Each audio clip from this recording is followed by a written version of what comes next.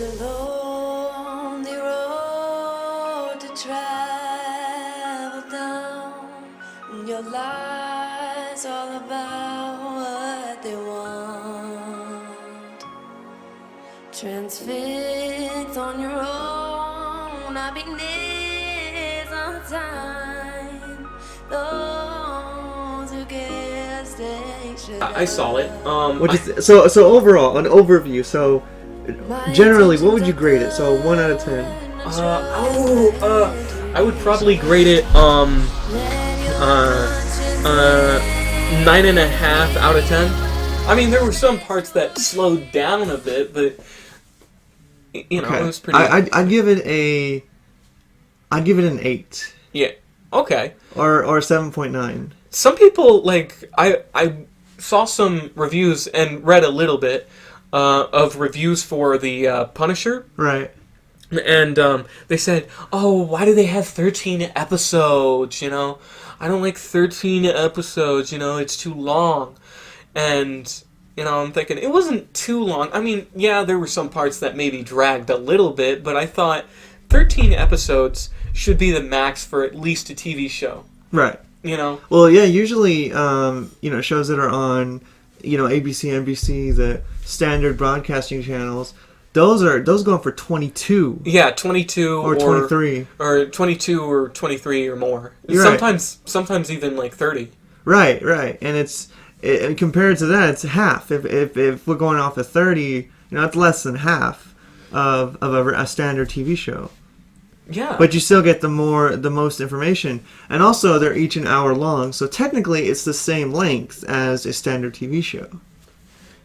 Yeah. It's still the same length. I mean, one thing I do like about The Punisher, though, the Punisher Netflix series with Jon Bernthal and everybody else... starring Jon Bernthal. Just Jon Bernthal. Just Jon Bernthal as everybody else. Yeah, just solely Jon Bernthal. Yeah, Jon Bernthal puts on a wig and he's like, "I'm Medina Mendez." Yeah, Detective Medina. All right, so I'd kill to see that. So let's start from the first episode, right? So. Oh yeah, I love that one. So the first episode he was at a construction site. Yeah. Well, prior to that, he was killing everybody that was responsible for his... I actually have a little bit of an Easter egg there. Oh, really? One of the main bad guys, the one who lost his eye. I can't think of the name right guy, now. Yeah, the CIA guy that was in charge of the operation. I'm just going to not read off but I'm going to just get the names. Right. Okay, he's right here, and he plays Rollins. The Rollins in the TV show. He was supposed to be the guy in the bathroom, dead, in one comic called, I think it was Welcome Back, Frank? Oh, and the part where Micro says in the first episode, and near the end, he says, "Welcome back, Frank," which is a reference to the comic book that came out in the early 2000s by Garth Ennis called Welcome Back, Frank, where Frank goes up against the Nucci's, a mafia crime boss. Yeah, they referenced that too. Yeah, they did. In the construction site when he's, dealing with those two idiots, I guess. And then, he has his friend... that kind of comes up to him. He takes out the co-worker that he liked. Right, the co-worker that he kind of was fond of. He defended him when he went to because they stole money from this gambling kind of ring, and then Frank goes in and then kills all.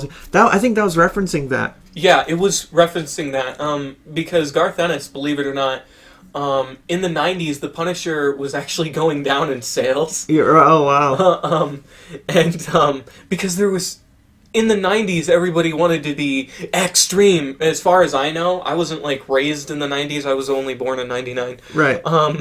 But Punisher sales were going down in comics. And around, the early 2000s, Garth Ennis, hopped on it and... kind of made the Punisher new again. And would you say that was when they started doing these like extreme, like brutalistic kills and brutalistic methods? In some ways, kind of. I mean, in the 80s, I think, he was a killer, but, like, the Comics Code Authority kind of, like, made him a little more PG. Right.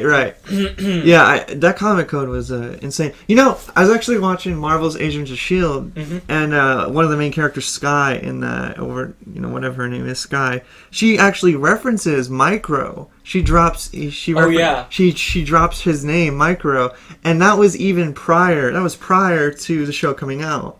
So it's very possible that, like, before the show came out? Yeah, before the Punisher. Like, how many years ago was that? Well, it was season 3. Season 3 came out, what? That 2015. 2015. Oh, so that was when Daredevil came out. Right. And so they were already referencing, you know, characters that are already going to be introduced. Mm-hmm. I mean, they might have not. I mean, because Skye is a hacker, and that's her thing, and Micro is a hacker, and that's his thing. And so obviously but it sets up this whole idea that there's a hacker ring, that these people meet, you know, other characters. I mean, that's how it is in real life sometimes. Like, you actually have actual hackers. Who meet, Who help each other out, in a sense, or are rivals, or whatever. And then... But then again, I'm not a military hacker guy, so yeah, and then... I wouldn't know. The thing that bothered me the most, though, about The Punisher was the beginning. The first couple of episodes. Because it set it up to where... like, I like the construction. That too. I like the episode. Oh, really? Yeah. Yeah. People in their reviews, they were like, "I don't like how slow this was," and it was like, it was slow to an extent, but it did get back on the wagon, so to speak. Well, you know, it's crazy because I think of the Punisher as this slow, like, kind of methodic, not really methodical, but this slow kind of just like torturer almost. He started out as a Spider-Man villain, you know that, right? Yeah, oh really? Well, technically, he started out, okay, his concept art was basically how he looks now, where he doesn't have a mask on, and he just has the skull on his chest. Right.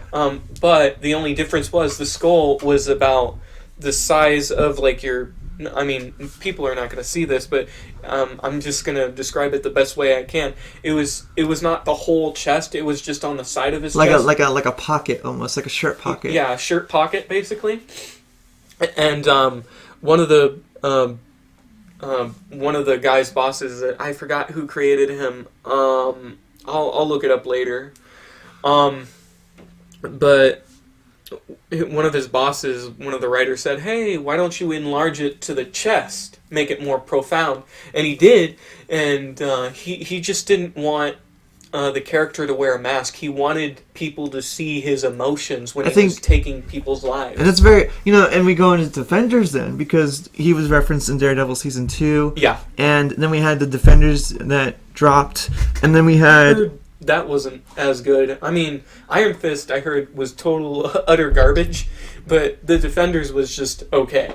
The thing with Iron Fist is he can be boring, right? And that's the whole thing. It's like, he's like destined. He's like, I have this, and it's like, I need to protect this. And other people are more like, you know, on the streets, and it's definitely a contrast between Iron Fist and, you know, Daredevil and Jessica Jones and Luke Cage, because they all grew up on the streets.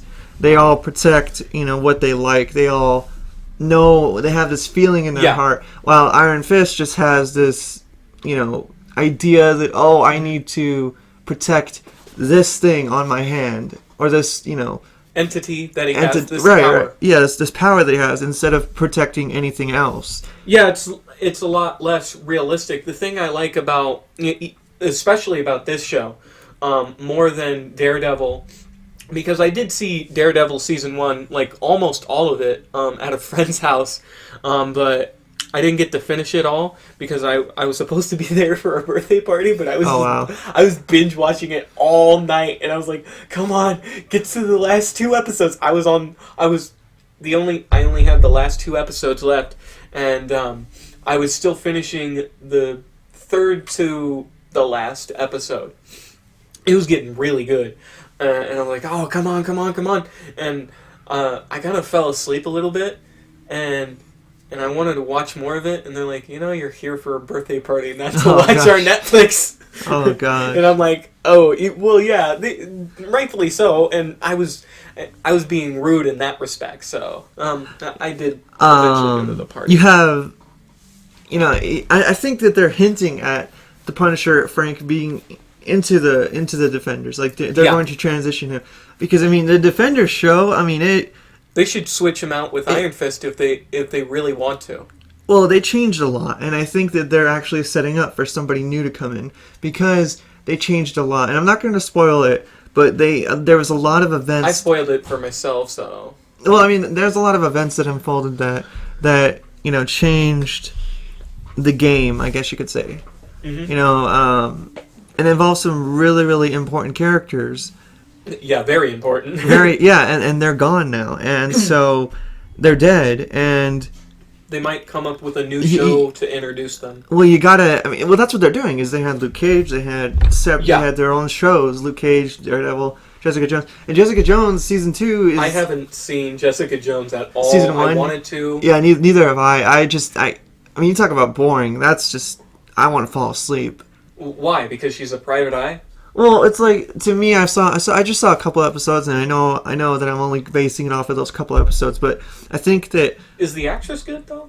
Oh, yeah, the actress is very good. She's very good. She engulfs herself with that personality. She becomes... She's not like the stereotypical, atomic blonde character you see, where it's like, I'm a independent female, and I'm strong, and that's my character trait, and that's the only character trait. And that happens with guys, too, where they have the... I'm a muscle-bound guy, and that's my character trait. Well, that's what the original intention of Luke Cage was, really. Really? Well, I would think so. More characters with personality, because one thing I should say about Jon Bernthal as the Punisher, he does not crack a joke in the comic books, and he doesn't even smile that much. Yeah. And Jon Bernthal put a little of him. Jon Bernthal put a little bit of Jon Bernthal in the Punisher, basically. Jones season 2, they drop a Spider-Man reference. Oh, really? In the trailer, Wait, yeah. What do they say? I don't know the context, but I do know that they drop a reference in there. The Punisher's stomping ground, so to speak, in the show is Queens, where Spider-Man is. Right, and I thought that was cool. I thought that was contradictory. I think the bigger picture, though, and about this whole universe that they're building here, is are these characters going to be in Infinity War, in Avengers Infinity War? I don't think so. And I heard. I think they'll be referenced. They're probably going to be referenced. I don't think that their characters are going to be in it. Although Marvel might come out and surprise the heck out of us for the people that do watch the Netflix shows. Yeah, that would be cool. I think they might surprise us. But the writer, one of the key writers of all the shows, came out and said, no, our characters are not going to be in Infinity War. Yeah.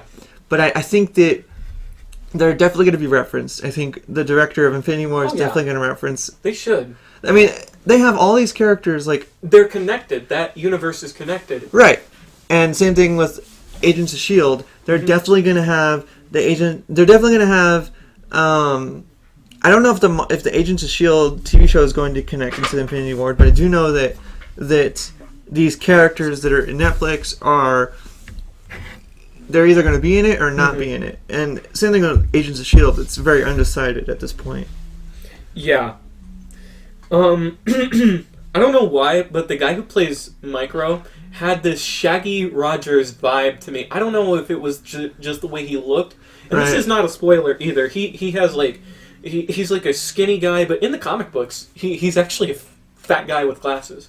Yeah, and they actually, I think that was a good thing about the Punisher, the 2004 Punisher, was they made Micro out to be this kind of fat guy. No, it was the 2008. 2008? Oh, yeah. Oh, it was. Yeah, because Micro, I don't think, was in 2004 Punisher with... Oh, really? Yeah. But that was a pretty good Punisher movie, I thought. The first time I was introduced to the Punisher was the 2004 Punisher movie starring... I don't know who it was starring. But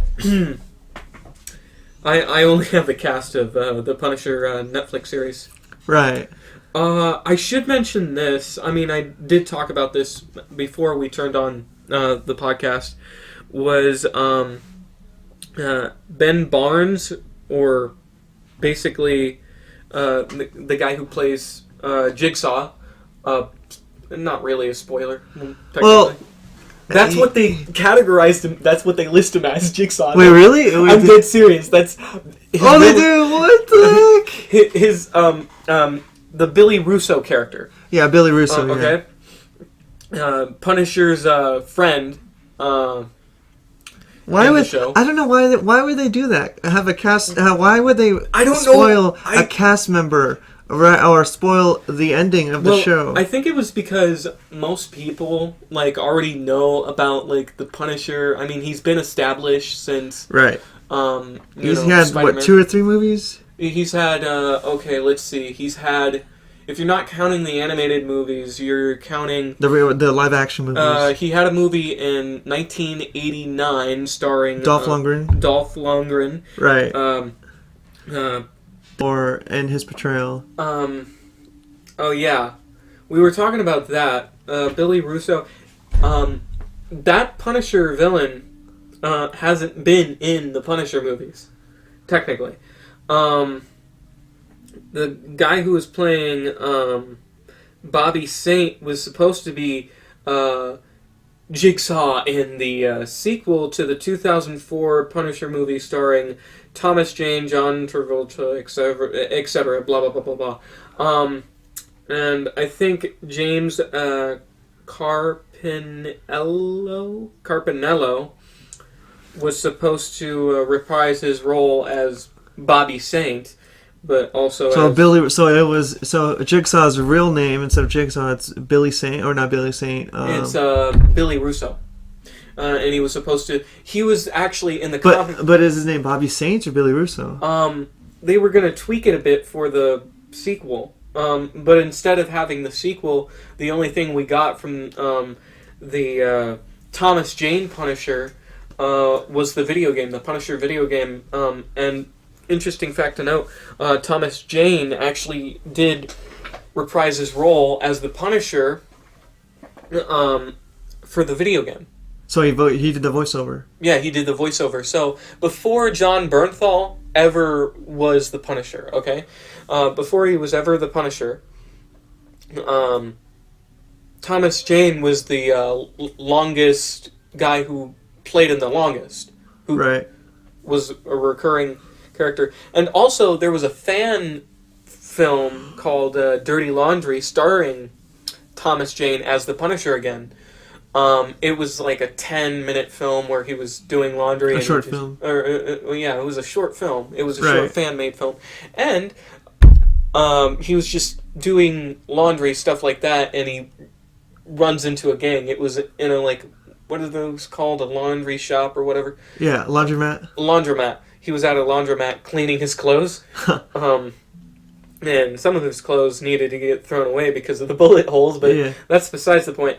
And there was also, who's the guy who played Hellboy in the original? That was, I don't know who that, I mean, I know who that was. So, you're going to tell me the plot of the Punisher Warzone. Yeah, so I haven't really watched the whole thing, but it's basically about the Punisher. He's on a mission to like take down every crime family in like New York City, I think. And what happens during one of his bust or whatever, one of his nights out. Raids, basically, where he's taking out the bad guys, kicking butt and taking names. Yeah. He actually, he accidentally kills an undercover cop. And so he's left with this morality of basically, he has to deal with the undercover cop's family, and there's one point in the movie where the wife of the undercover cop says, "Who punishes you?" And it's actually a really good, synopsis, but it's contrasted with this cartoony violence like you're seeing in the well, it's more over the top. It's not cartoony. It's over the top. It's very over the top, and the sad part about it, when it contrasts with story, you could say that it's somewhat relatable to the comic book, because in the comic book they have brutal and over the top kills in the comic book, and just an over the top just brutality to the entire series of Punisher. But it's understandable why some people didn't like this film, because a lot of people don't like it when like there's an overarching sense of brutality to it. Like there's an overabundance of it. And then suddenly, like, you know, like a grounded, serious, like, oh no, I killed this undercover cop. What am I gonna do now? You know, like, am I supposed to just stop, or it's almost generic and cliche. Yeah, at some points. It's unique, but it's cliche at the same time. It's hard to explain. Okay. Now we're going to watch the Jon Bernthal Punisher, or the Punisher that came out on Marvel, or not Marvel. That Marvel's the Punisher, of course, but on Netflix. It came on Netflix. Woo! And this one's more of a kind of emotional, kind of just emotion driven. At least the first trailer it's realistic setting. Like when you. Like the Punisher in this one, he fights more dirtier, and it's more grounded in reality, which is funny because it's part of the Marvel Cinematic Universe, MCU for short, obviously. All the TV shows are part of the MCU. Yeah. You know, it's very interesting, I find. Yeah, it really. Compared to the Warzone trailer, or at least the 2008 Punisher, it's very contrasting, and I think... Very contrasting. Very contrasting. Not just the 2008, but the 2004 The Punisher. 04, yeah. Yeah. Because a lot of them had a sense of, like, you kind of could tell it was fake. Like, you kind of could tell, oh yeah, I'm watching a movie. But with this, it seems more almost grounded in reality, because it deals with a lot of serious stuff, like gun violence, how we treat our veterans, and corrupt politicians, corrupt agencies, especially those two things. Those two last things that you said, they are very grounded in reality because of those things, and they're very prevalent in this show. And of course, you have the aftermath of agents. Micro is in this show. Micro is an NSA or NSA a post NSA agent. He used to be an NSA agent, and it's very interesting. It's just overall, you're seeing a journey. Like you saw a journey in Daredevil season 2. It wasn't really a journey. You really didn't go through any roller coasters with Frank. Yeah. But in this one, in the show, you actually do go through this journey of just, This is technically his, I guess you would say, not really origin story, but like where he first really becomes the Punisher. Right. Where he gets more established.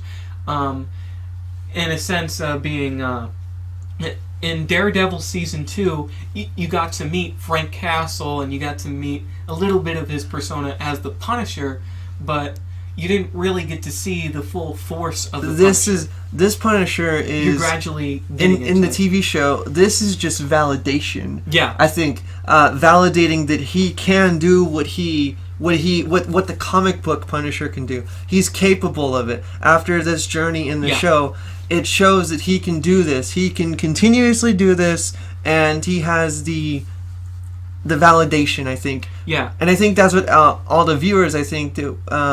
You can see him, like, he's not so much, he's like, oh, I don't really want to do this. He's kind of just back out of it. But then he goes back in it, and through this journey, he then looks at it again, and he, says, okay, I want to do this for as long as I can. Well, the interesting fact about this Punisher, Jon Bernthal's Punisher, is he's not like the last two, where he did avenge his family.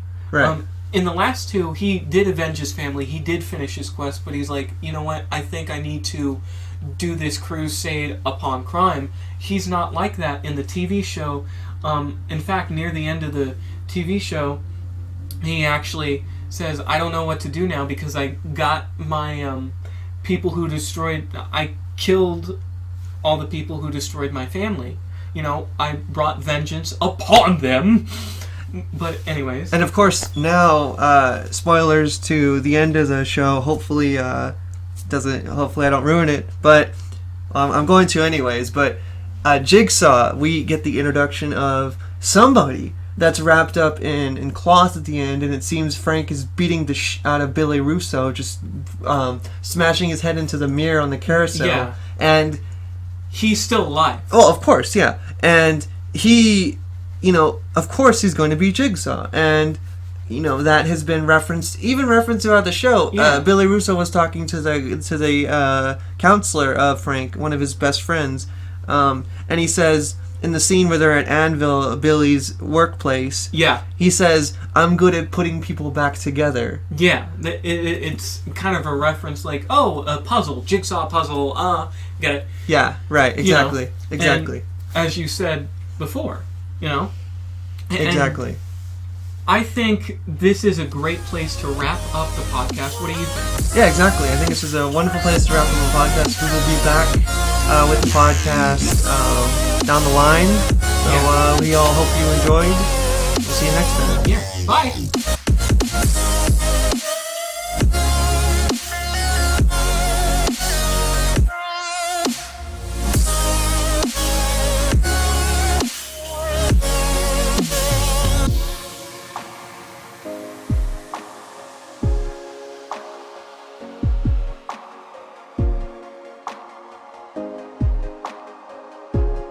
Lost in my eyes, lost in my eyes, in my eyes, in my eyes, lost in my eyes, as I try to hide, I'm outside, I'm outside.